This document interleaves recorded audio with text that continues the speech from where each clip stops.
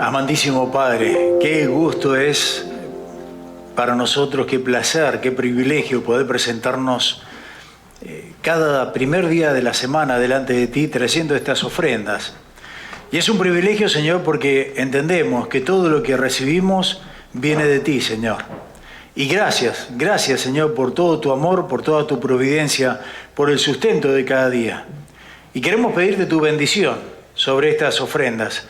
Rogarte, Señor, que las multipliques si es necesario para el extendimiento de tu reino en esta ciudad de Hamilton y también para proveer a nuestros misioneros. Gracias, Padre, porque nos das en manera generosa, en abundancia.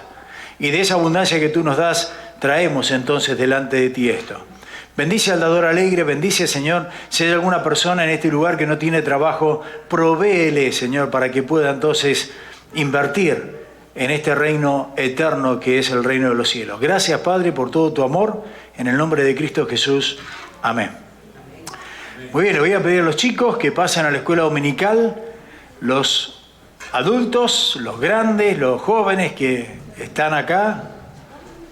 Vamos a abrir una vez más las Biblias en Isaías capítulo 7 e Isaías capítulo 9. Por favor, abran sus Biblias, Isaías capítulo 7 e Isaías capítulo 9.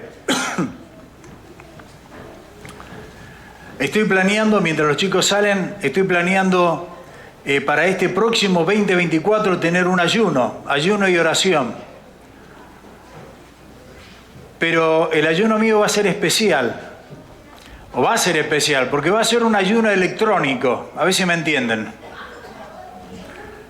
Va a ser un ayuno electrónico, totalmente prohibido traer el teléfono, totalmente prohibido traer cualquier tablet, nada electrónico. Vamos a tener un día especial para el Señor. Así que vayan a la biblioteca, busquen la Biblia, sáquenle un poco de polvo a aquellos que no están acostumbrados al papel, que vamos a trabajar sobre él. Muy bien. Y lo dije en serio,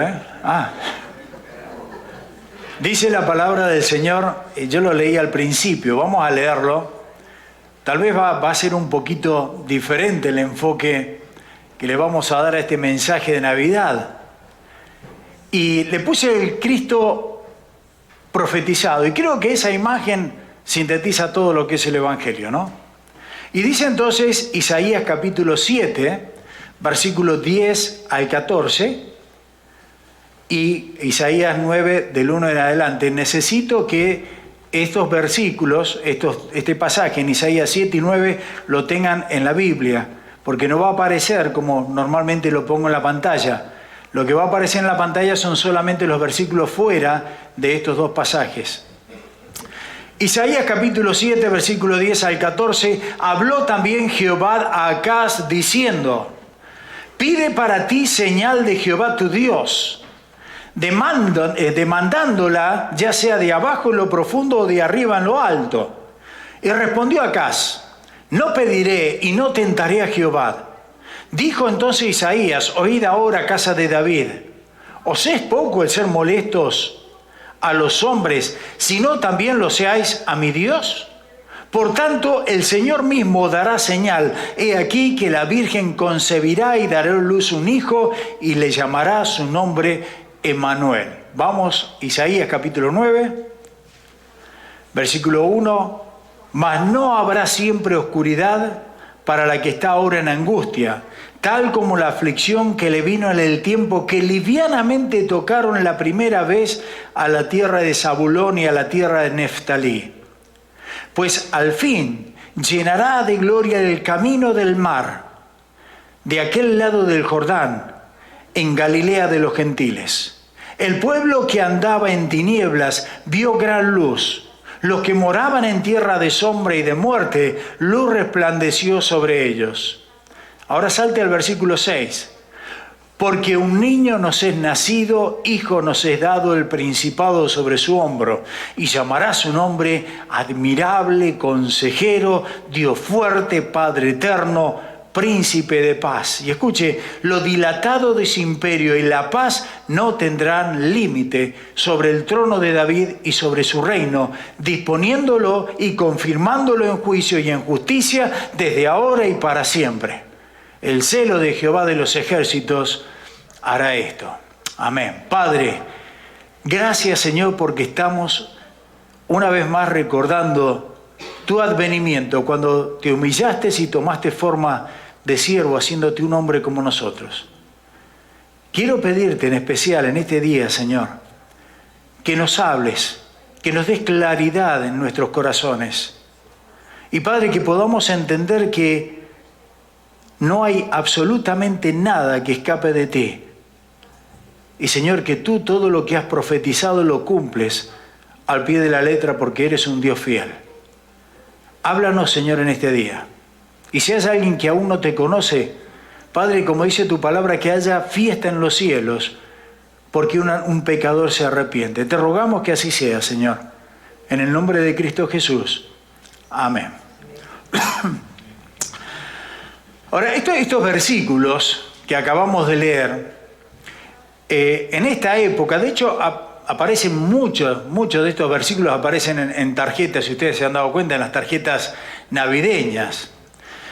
Y me parece muy bien porque hace más de 700 años antes del nacimiento de Cristo, Isaías profetizó estas cosas, que el Mesías iba a venir, que Dios nos iba a visitar, el cual por supuesto se cumplió en la persona del Señor Jesucristo.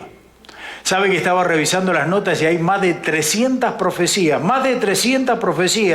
en el Antiguo Testamento que nos hablan acerca del advenimiento del Señor. 300 profecías que se cumplieron perfectamente, exactamente, en la persona de nuestro Señor Jesucristo. Ahora, con respecto a estas profecías que acabamos de leer, que ya se cumplieron, al menos en parte, y una pequeña parte de Isaías 9 que todavía no se cumple, pero cuando vemos estas dos, inmediatamente vienen a mí dos preguntas. La primera pregunta es, ¿qué nos dicen esas profecías? Y la segunda pregunta, ¿por qué nos dicen esa profecía en ese tiempo en particular? Así que voy a tratar de dar respuesta a esas dos preguntas. Porque fue dada una vez más, y quiero que piense, porque a mí me emociona pensar que Dios tanto tiempo antes dijo, y pasaron 700 años para que se cumpliera, y se cumplió al pie de la letra, ese nacimiento de Cristo. Ahora, ¿por qué Dios utilizaría o elegiría a través de la historia, ¿cierto?, de la humanidad, a un Isaías para que trajera ese tipo de profecía a una persona en particular? Si bien la profecía es para todos, ojo, pero en particular fue dada a ese hombre que se llama ahí Acaz, y ya lo vamos a ver. Ahora, para poder apreciar un poquito esto, tenemos que entrar en el contexto, como hacemos siempre, entonces, de lo que estamos estudiando. Y vamos a ver un poquito el contexto de Isaías capítulo 7. Y el contexto es que 150 años antes de que naciera Isaías, vayan pensando entonces esto, 150 años antes de que naciera Isaías, la nación de Israel tuvo lo que es como para que lo entiendan, como una guerra civil. Y entonces Israel fue dividido en dos reinos, en el reino del norte y en el reino del sur. La mayoría de las tribus, de las 12 tribus, la mayoría, las 10 podríamos decir, pertenecían al reino del norte, que después se llama el reino de Israel. Y tenían como capital a Samaria. Hay dos tribus del sur, que es el reino del sur, o el reino de Judá, y está la tribu de Judá y la tribu de Benjamín, y esta tribu, este reino, mejor dicho, tenían como capital entonces Jerusalén. Reino del norte, Samaria; reino del sur, tenían como capital Jerusalén. Y cada uno, sea el reino del norte o el reino del sur, cada uno tenía su propio rey. Ahora, había un rey en el norte, en el reino del norte, que nos dicen las Escrituras, no puedo parar de leerles todo esto, pero nos dice la Escritura que el rey del norte había hecho un trato con el rey de Siria para atacar entonces el reino del sur. Ahora, ¿quién es el que estaba reinando en el sur? Fíjense ustedes ahí en Isaías capítulo 7, versículo 10. Isaías 7, versículo 10. Dice, habló también Jehová a Acaz, diciendo. Así que Acaz era el rey de Judá, de ese reino del sur. Es importante que entiendan esto. Isaías fue enviado por Dios a hablarle a Acaz. Y nos dice el versículo 1 que el reino del norte, lo que les contaba recién, estaban haciendo pacto con Siria para atacar el reino del sur. Y entonces Acaz y los pobladores del reino del sur estaban todos temblando. Nos dice el versículo 1, Isaías 7:1. Aconteció en los días de Acaz, hijo de Jotán, hijo de Usías, rey de Judá, que Resín, rey de Siria, y Peca, hijo de Ramalías, rey de Israel, subieron contra Jerusalén para combatirla, pero no la pudieron tomar. Acá nos dice así que el reino del norte, nos dice, unió la fuerza con Siria para atacar entonces al reino del sur. Y cuando se enteran, les digo, esta gente estaba temblando. Nos dice el versículo 2, 7:2, y vino la nueva a la casa de David diciendo, Siria se ha confederado con Efraín. Y se le estremeció el corazón y el corazón de su pueblo, como se estremecen los árboles, dice, del monte a causa del viento.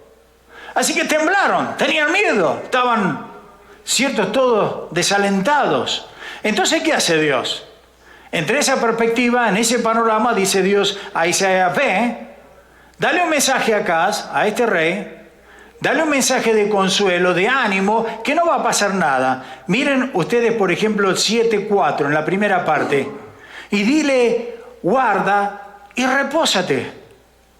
No temas, ni se turbe tu corazón a causa de estos dos cabos de tizón que humean. Es decir, le está diciendo, mira, no te hagas problema por estos dos palitos que tienen un poco de brasa, pero son puro humo. No te hagas problema por esto. Y luego, entonces le dice en el versículo 7, por tanto, Jehová del Señor dice así, no subsistirá ni será. En otras palabras, cuando este rey estaba temblando porque venían los del norte a atacarlo, le dice Dios, mira, no te hagas ningún problema, yo estoy en control de todo, esto no va a pasar, quédate tranquilo, relájate, ¿ok? Miren el versículo 9 en la parte B. Y este es un versículo que les animo a que lo subrayen, y es un versículo que les animo a que lo tengan siempre presente. Y si lo pueden leer todos los días, mejor todavía. Isaías 7, versículo 9, en la parte B. Si vosotros no creyereis, de cierto no permaneceréis, le dice Dios a Acaz y al pueblo. Y este es un hermoso versículo. Lo que nos está diciendo este versículo acá, en esos momentos difíciles, tienes que creer en Dios y tener fe en Dios para estar firmes. Y es cierto, hay momentos en la vida donde lo único que tenemos es la fe en Dios. Porque las circunstancias no son confiables, los amigos, la familia tal vez no son muy confiables tampoco, y lo único que nos queda es la fe en el Señor. Y Dios dice, si tuvieras fe en mí y te mantuvieses en esa fe, vas a estar firme, no te hagas ningún problema. Pero la condición es tener fe en el Señor. Así que Dios le habla a Acaz a través de Isaías para fortalecerlo, para animarlo, que no tema las amenazas de estos reyes. Pero nos dice algo más. Dios no se queda allí, y me gusta esto, porque Dios va más allá y dice en el versículo 11, pide para ti señal de Jehová tu Dios. Ahora escuche, Dios le está diciendo, pide señal que yo voy a hacer estas cosas. Demandándola ya sea de abajo en lo profundo o de arriba en lo alto. Dios le dice, mira, ¿quieres tener seguridad de lo que te estoy diciendo? Que no va a pasar nada. Pide señal y yo te voy a dar una señal. Pide señal. Ahora, Eso es lo que le dice Dios a Acaz. Pide señal. Normalmente no es correcto pedir señal al Señor. Y muchas veces tengan cuidado porque no entren en tentación con este versículo y digan, el Señor dice que pidamos señal y vamos a pedir señal. No. Antes de pedir señal, ore. Después ore. Y ore. Y sigo orando. Yo una vez le pedí señal al Señor. Y se los confieso, se los he dicho a ustedes. Estaba en un momento de mi vida muy importante, donde el Señor, sentía que el Señor me amaba, me estaba llamando al ministerio, y no se estaba llamando, porque nos llamó en realidad a la familia. Y entonces en un momento dado yo viajé a Argentina, se los cuento en 2 segundos nada más. Viajé a Argentina y le dije, Señor, dame la posibilidad, si es tu voluntad de que yo esté en el ministerio, dame la posibilidad de que le predique unas 15 o 20 personas de Cristo. Claro, así, sencillo. Bueno, el primer día, 2 o 3 horas después que había llegado, tenía más o menos 12, 15 personas ahí en la familia, me dieron 5 segundos y ahí les canté el Evangelio. Y sentí que el Señor me dijo, bueno, ahí está, ¿quería señal? No alcanzaste a llegar, ahí lo tenés. Me invitan por primera vez a dar clases a una escuela secundaria y entonces di 4 clases en la mañana de ética cristiana y 4 clases en la tarde, en el mismo viaje. Le prediqué, para hacerle corto, más de 500 y pico personas, alumnos. Y a todos tuve el privilegio de predicarle el Evangelio. Y entonces cuando ya me venía, ya estaba cansado y no sabía, y me encantaba porque los chicos me decían, profe, ¡ay, qué lindo se siente! Profe! Y estaban todos contentos. Resulta que cuando ya estoy cansado, le digo al pastor Rolando, le digo, gracias por la oportunidad, realmente yo sabía que el Señor me había dicho, sí, ahí está. Y cuando ya me venía, me dice, ¿dónde vas? No, me voy para la casa. No, esta noche tenés servicio de adoración, me dice. Así que estuve de las 8 de la mañana hasta las 9, 10 de la noche predicando y el Señor me dijo, sí, ahí te quiero. Pero no nos acostumbremos a pedir señales, ¿ok? Eso es lo que quiero decirle. Puede ser alguna vez, pero tenga mucho cuidado. Ahora, lo mismo sucedió en la época del Señor Jesucristo. Aquellos que no creían en el Señor le pidieron señal, pero querían señal para simplemente como un show, ¿cierto? Para que el Señor los deleitara haciendo milagros, que estos eran los sacerdotes, los líderes religiosos. Por eso en Mateo capítulo 16, en la primera parte, y eso sí lo tienen en la pantalla, Mateo capítulo 16, versículo 4, dice, la generación mala y adúltera demanda señal. ¿Se acuerdan de esa parte? Y Dios le dice, más señal una sola le voy a dar, que la del profeta Jonás. Así como Jonás estuvo en el vientre del gran pez 3 días y 3 noches, bueno, de la misma manera el Hijo del Hombre, después de ser sacrificado, va a morir y va a resucitar al tercer día. Acaz, así que Dios le dice, pide señal. Ahora fíjense en cómo le responde Acaz, este rey, a Dios. Dice, no pediré, versículo 12, Isaías 7:12. Y respondió Acaz, no pediré y no tentaré, acuérdense esa palabra, no tentaré a Jehová.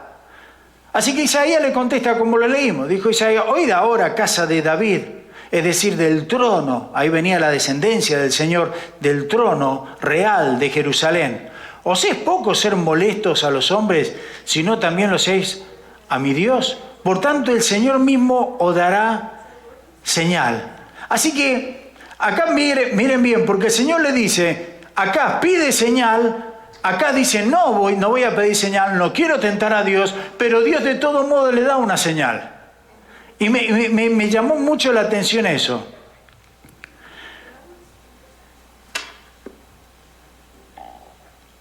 ¿Sabes por qué me llamó la atención eso?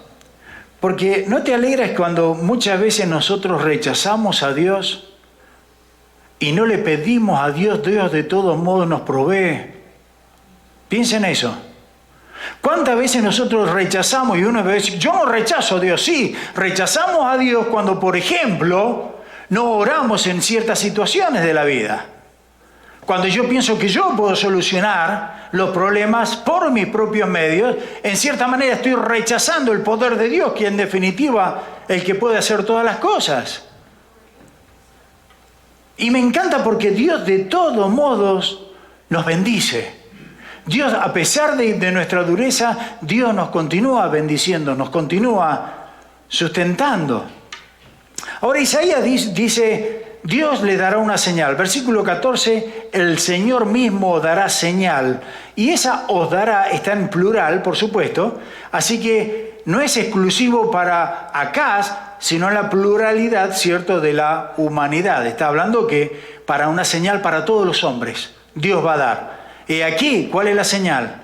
He aquí que la Virgen concebirá y dará a luz un hijo y llamará su nombre Emmanuel. Emmanuel, en el griego, que es el idioma del Antiguo Testamento, significa Dios con nosotros. Y eso es lo que va a hacer Dios. Ahora, este versículo se cumplió, por supuesto, en Cristo. Mateo capítulo 1, versículo 23, cita justamente a Isaías 7:14. Diciendo que Jesús es el cumplimiento de esa promesa. 700 años después, Jesús nace y nace de una virgen. Dios visitó a esa virgen, a María, por el poder del Espíritu Santo la fecundó para que diera a luz el Hijo de Dios. Así que Dios descendió a nosotros. Dejó su lugar de gloria. No tuvo en cuenta el ser igual a Dios. Y entró al mundo por un parto natural, pero una concepción sobrenatural. ¿Se acuerdan de lo que hablamos el domingo pasado? Y este milagro del nacimiento virginal, como lo hemos visto, un niño nos es nacido, dice, y un hijo nos es dado. Ahora Mateo nuevamente nos dice que ese es el cumplimiento de Isaías 7:14. Cuando nos dice ahí en Mateo capítulo 1, versículo 22-23, todo esto aconteció para que se cumpliese lo dicho por el Señor por medio del profeta, cuando dijo, he aquí una virgen concebirá y dará a luz un hijo y llamará su nombre Emmanuel, que traducido es Dios con nosotros. Ahora,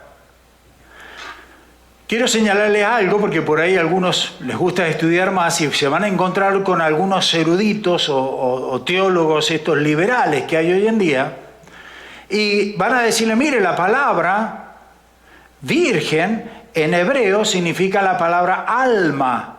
Y tiene razón. Pero también la palabra virgen o la palabra alma en el hebreo también significa una mujer joven casada. Y acá entonces la cosa cambia. ¿Cómo sabemos en realidad que Jesucristo nació de una mujer virgen y no de una mujer casada? Bueno, cuando vamos a Mateo, Mateo escribe en el Evangelio, según San Mateo, el Evangelio del Señor. No olvidemos que Mateo es un judío, Mateo conoce el hebreo, porque es la lengua de ellos, y escribe en la lengua que era común, popular en ese tiempo, que era el griego. Y entonces cuando Mateo escribe ahí en lo que leímos, haciendo referencia a Isaías 7:14, él lo usa la palabra ahí traducida como virgen, él usa la palabra paternos. Y la palabra paternos es una mujer que nunca tuvo relaciones con un hombre. Es decir, una virgen. Confirma eso. Ahora, ¿por qué el nacimiento virginal? Bueno, porque el nacimiento virginal es una de las doctrinas esenciales de nosotros los cristianos. Es esencial. ¿Por qué? Porque Dios tuvo que ofrecerse Él mismo en sacrificio por ti y por mí.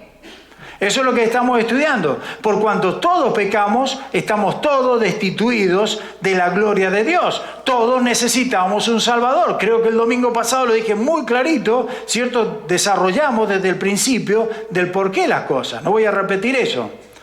Pero una persona pecadora no puede salvar a un pecador. Tiene que ser una persona pura, sin pecado, perfecta, para poder salvar entonces a la humanidad. Y es por eso que Dios se hizo entonces un hombre como tú y como yo. Bueno, nosotros ya sabemos, recibimos esa naturaleza pecaminosa desde nuestros antecesores, ¿cierto? Y la hemos recibido desde la época de Adán y Eva. Por eso que todos nacemos en pecado.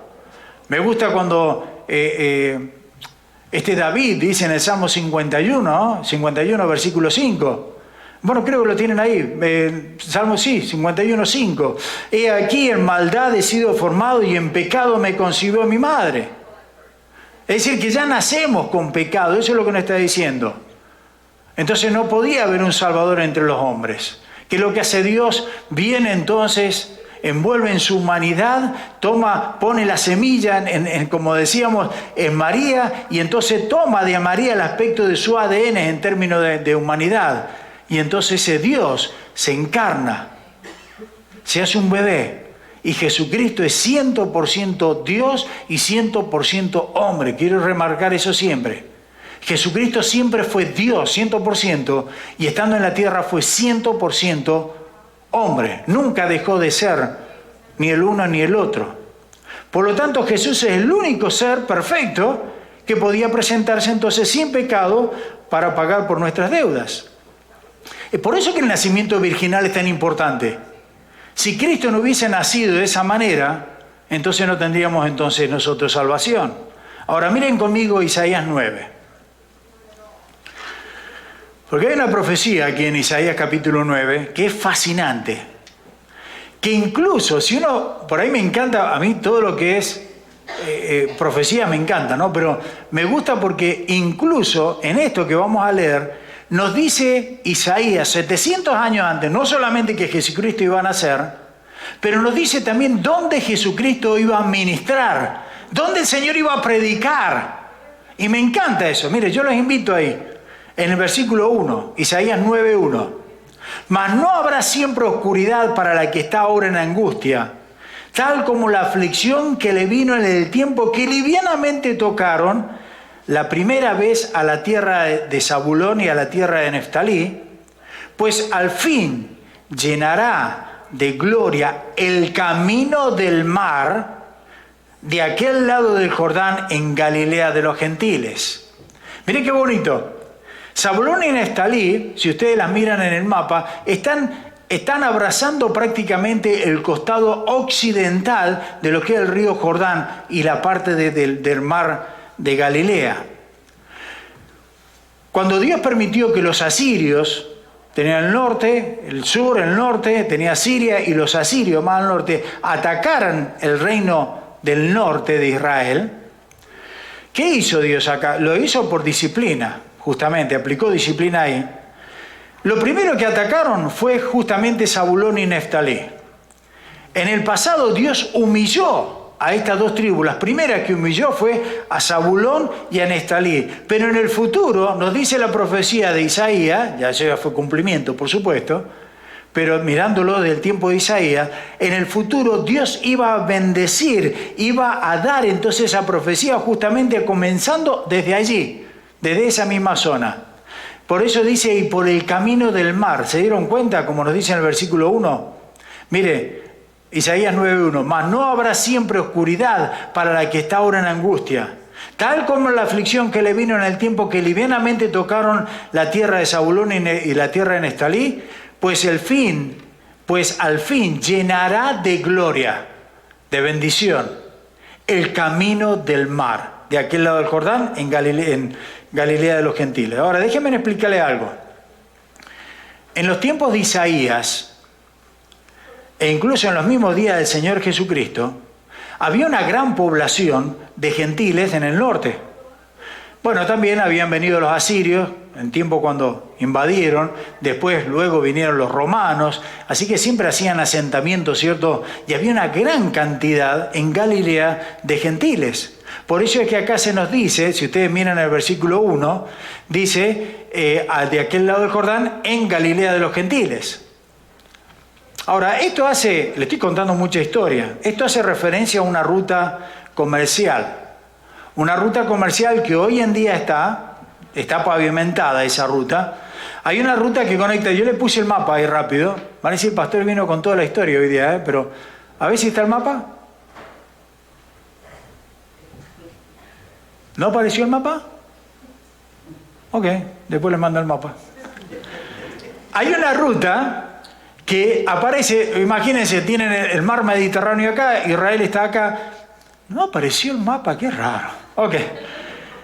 La ruta une desde África, desde Egipto, a ver si se imaginan, desde Egipto va bordeando, va abrazando todo el mar Mediterráneo, y cuando llega a la altura en Israel del Norte, digamos, ya cuando llega a la altura allá arriba, va para el este, llega hasta el mar Mediterráneo, hasta el mar de Galilea, y sube, ¿cierto?, hasta la Mesopotamia antigua. Ese camino, que hoy en día es todo asfaltado, ese camino existía en ese tiempo. Y entonces le llamaban el camino del mar, el camino del mar. Hoy en día se conoce, si entran en Google, por eso es que lo mandé, bueno, está bien. Vía Maris, busquen en Google Vía Maris y le va a mostrar eso, ese camino allí. Ahora, el ministerio del Señor Jesucristo ocurrió en Capernaum, al norte del mar de Galilea. Eso lo sabemos siempre, al noroeste del mar de Galilea, a lo largo del camino del mar. Y esto es lo que Isaías está diciendo, que el ministerio del Señor iba a estar ubicado en ese camino del mar, en la parte de Zabulón, en la parte de Neftalí, ¿cierto?, llegando a Capernaum. Eso es lo que nos está diciendo el Señor acá. Ahora, es hermoso, porque lo que está diciendo el Señor en esa profecía es que Jesucristo iba a ministrar primero en esa zona, antes que todo Israel, digamos. Por eso es lo que nos decía acá, va a ser la primera en recibir su ministerio. Ahora, ¿por qué Jesucristo tenía que elegir Capernaum? ¿O por qué Jesucristo escogió Capernaum como su centro de trabajo? Porque el Señor Jesucristo nació en la casa de pan, ¿se acuerdan? Nació en Belén. Belén significa casa de pan. Después el Señor fue criado ¿dónde? En Nazaret. Pero resulta que ahora fue al norte a trabajar a Capernaum. ¿Por qué el Señor fue a trabajar en Capernaum?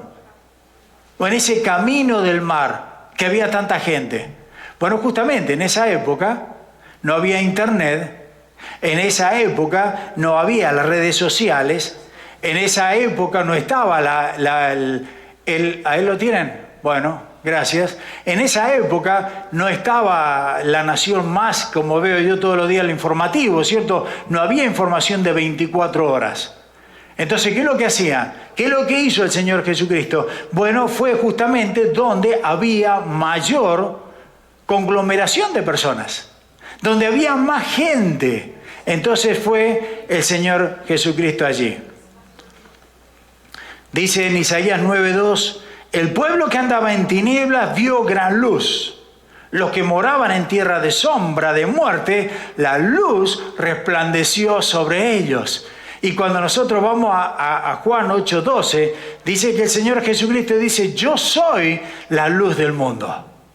Yo soy la luz del mundo, el que me sigue no andará en tinieblas, sino que tendrá la luz de la vida. Ahora, vamos a tener que avanzar un poquito. Isaías 9, versículo 6, una vez más, porque un niño nos es nacido.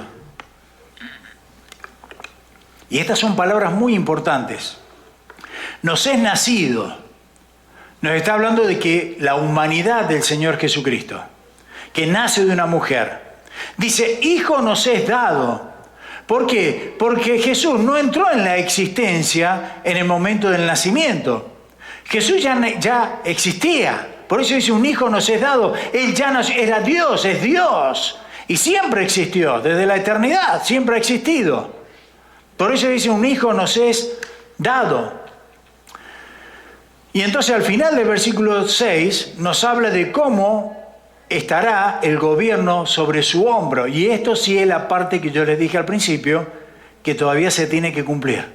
Una profecía que fue dada hace 2700 años atrás, todavía queda por cumplirse. Dice ahí, el principado sobre su hombro, y se llamará su nombre admirable, consejero, Dios fuerte, Padre eterno, príncipe de paz. Lo dilatado de su imperio y la paz no tendrán límite. Sobre el trono de David y sobre su reino, disponiéndolo y confirmándolo en juicio y en justicia, desde ahora y para siempre, el celo de Jehová hará esto. Ahora, esta última sección es lo que se le llama el reino milenial. ¿Recuerdan? Cuando venga el Señor van a suceder estas cosas. Cuando Jesús gobernará y se reinará desde Jerusalén. Eso en la segunda venida. Pero en esencia, cuando une todas estas cosas, todo lo que le he hablado, ahora lo voy a sintetizar un poquito.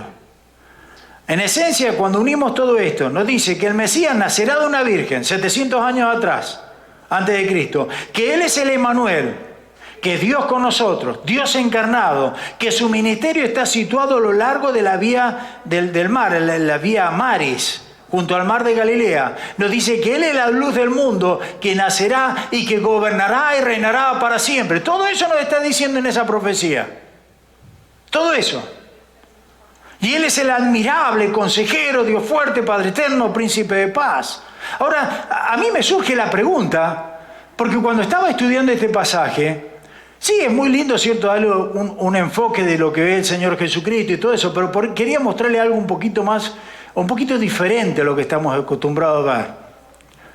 Porque mi pregunta automática fue, ok, toda esa maravilla que Dios está revelando acá, o profetizando si se quiere, a través de Isaías, ¿por qué tuvo Dios que elegir ese tiempo y decírselo a Acaz, al rey de Judá? ¿Por qué tuvo que decirle eso 700 años antes del nacimiento?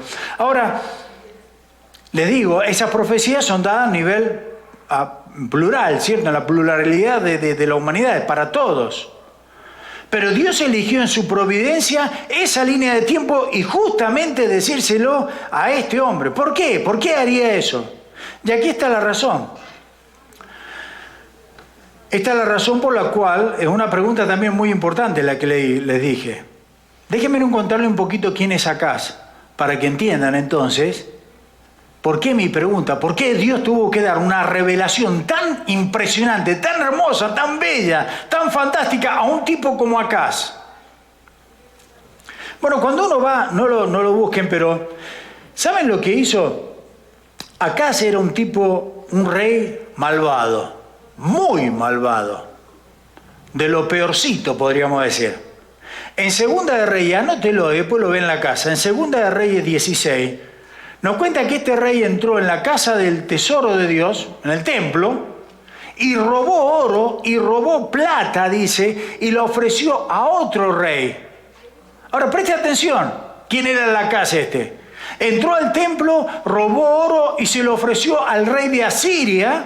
¿Por qué? Para que le ayudara, porque se acuerdan que Siria y el reino del norte querían atacarlo a ellos. Entonces, ¿qué es lo que hizo este hombre? Bueno, robó entonces para llevarle al rey de Asiria. Ahora, cuando él fue allá y le fue a llevar el dinero, le fue a llevar todas esas riquezas, dice que él iba y fue entonces a la parte de Siria, ahí en Damasco, para ser más exacto. Y Segunda de Reyes 16 nos dice que mientras estaban en Damasco, en una ciudad que era pagana, porque no pertenecía al pueblo de Dios, con gente pagana, entra a un templo pagano y dice que ve el altar y le gusta el altar. Ahora Acaz era del pueblo de Dios, va a un pueblo pagano, entra al templo pagano y ve ese altar y le gusta. Entonces agarró un papel y lápiz, hace un diseño, ¡pum!, y se lo manda entonces directamente, nos dice, al sacerdote Urías, que estaba en Jerusalén. Y le dice a Urías, mira, sacame el altar que nosotros tenemos y quiero que me hagas este altar porque este me gusta. No solamente había robado, sino que hace eso. Al tiempo que acá llega a Jerusalén, ya Usías, el sacerdote, ya había hecho esos cambios ya. Ahora, cuando vamos a Crónicas, fíjense en lo atorrante que era este tipo. Cuando vamos a Crónicas, Segunda de Crónicas 28, nos cuenta, después lo leen, eso, Segunda de Crónicas 28, nos dice que prácticamente él cerró el templo y que le dijo al pueblo, miren, nosotros podemos adorar a Dios en todas partes, no hace falta un lugar específico.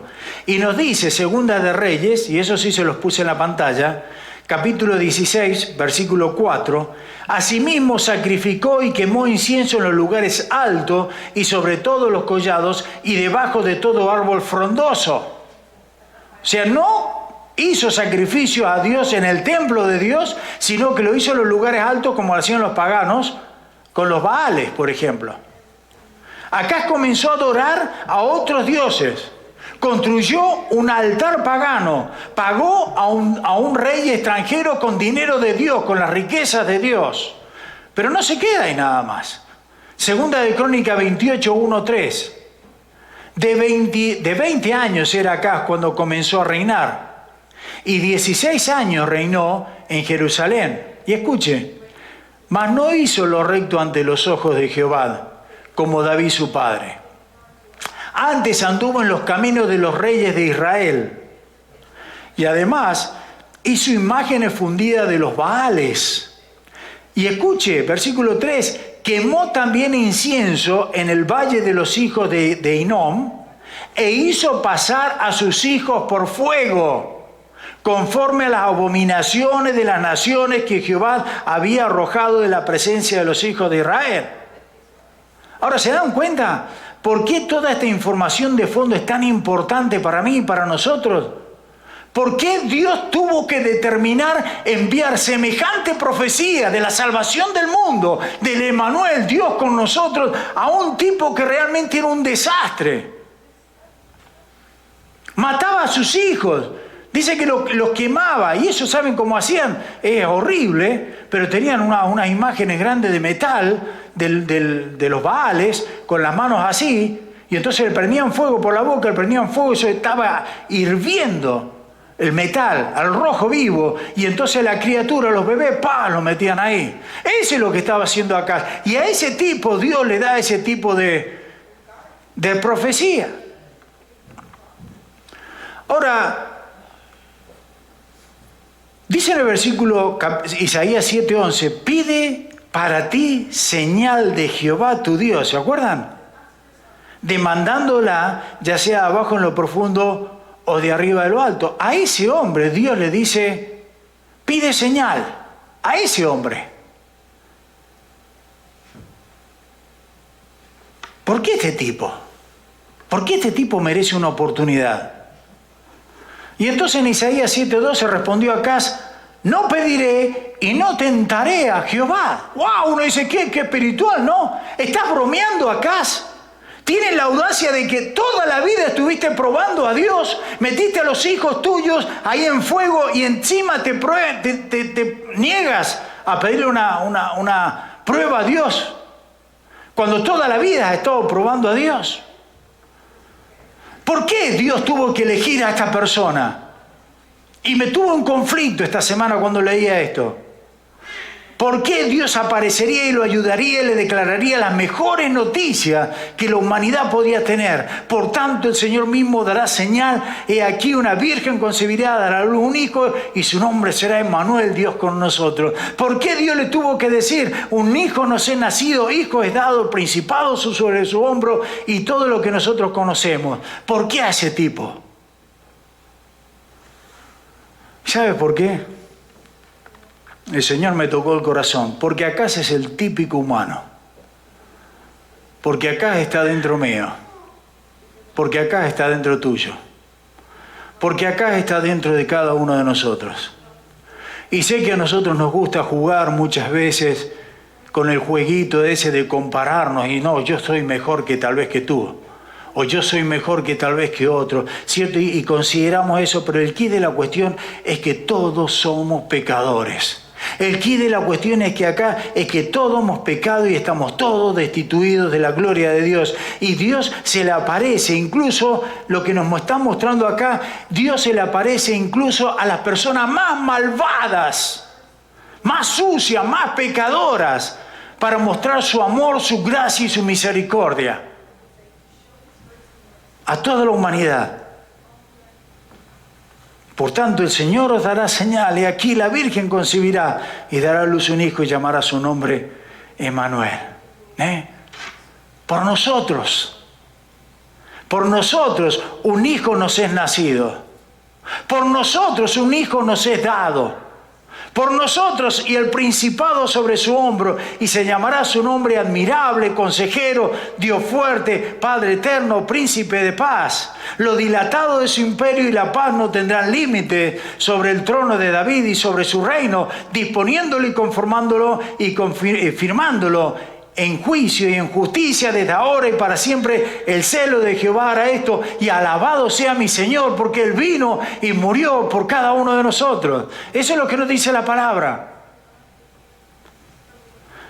Dios sabía exactamente lo que estaba haciendo, por supuesto que sí. Cuando le ofreció a esa persona, al más malvado tal vez en la historia, en ese tiempo. Pero Dios lo mismo nos ofrece hoy en día la salvación. Y por más que nosotros nos creamos muy limpios, Dios dice, yo sé que tú no puedes hacer nada por ti mismo. Yo sé que todo lo que estoy haciendo tú no te lo mereces. Pero Dios de todo modo lo hace y nos da la salvación. Y voy a venir a este mundo, voy a encarnarme uno como ustedes, voy a morir en sacrificio, y todo eso Dios lo hizo por amor a cada uno de nosotros. Una vez más, Dios no escogió a las personas lindas, a los buenos, a los justos, para darle su palabra, no. Yo creo que todos nos podemos identificar con ese Acaz. En menor o mayor medida, todos nos podemos identificar. Y cuando Dios da esa profecía allí tan hermosa, que es la que hemos estudiado en Isaías 7 y 9, es para decirnos que todavía no interesa cuán Acaz seas, no interesa cuán sucio estés, no interesa si has estado rodeado de pecado toda tu vida, no interesa si estás empapado en drogas, en vicios, en lo que sea. Dios todavía tiene un lugar para ti. Y Dios quiere darte esa salvación. Dios tiene ese brazo abierto. Ya eso pasó hace 2000 años atrás. Cristo ya vino, se hizo un hombre y murió en la cruz, para que todo quien en Él crea no se pierda, mas tenga vida y vida eterna. ¿Qué tienes que hacer? Bueno, en primer lugar, pedirle perdón a Dios. Arrepentirte. Arrepentirte es lo primero que tienes que hacer. Porque si no te arrepientes y no reconoces que eres pecador, entonces no necesitas un Salvador. Por eso digo, lo primero que tienes que hacer es arrepentirte. Y lo segundo que tienes que hacer es reconocer, creer en Cristo, que Él es Dios, que nació en una manera virginal y que murió en la cruz para darte la vida a ti y a mí. E invitarlo en tu corazón para que sea tu Señor y Salvador. Y ahí dice el Señor, entonces va a brillar en ti y te da la vida y vida eterna. Amén. Padre eterno, yo quiero darte gracias, Señor. Gracias, Señor, por este tiempo en el cual nos estamos regocijando de esa profecía que ya fue cumplida hace 2000 años atrás. Gracias, Señor, porque un día, como nos dice tu palabra, te humillaste, dejando ese lugar de gloria, ese trono de gloria, para tomar forma de siervo, hacerte un hombre lleno de limitaciones como nosotros, pero sin pecado. Y gracias porque fuiste el ejemplo perfecto, el sacrificio perfecto presentado por Dios allí en la cruz, para que todo que en ti cree, Señor, no se pierda, mas tengas vida y vida eterna. Padre, gracias porque estamos en Cristo. Y si hay alguna persona en este lugar que aún no te conoce, que aún no ha dado la vida a ti, Señor, que hoy día sea el día de salvación. Toca esos corazones. Padre, que pueda reconocer que no se trata de religión, que no se trata de lo que nosotros podamos hacer o de cómo seamos nosotros, porque somos todos pecadores, sino de lo que tú hiciste en esa cruz y en esa tumba, resucitando a Cristo Jesús. Padre, gracias una vez más. Bendice a esta iglesia querida, bendice a los hermanos que están de viaje, a aquellos que no han venido en este día, que tu bendición sea sobre todos ellos y que podamos disfrutar, Señor, de esta noche, esperando la Nochebuena y también mañana cuando celebramos Navidad, pero por sobre todas las cosas, siendo consciente de todo lo que te costó a ti, Señor, para esta salvación gratuita del hombre. Padre, te amamos, te bendecimos y te damos las gracias en el nombre de Cristo Jesús. Amén.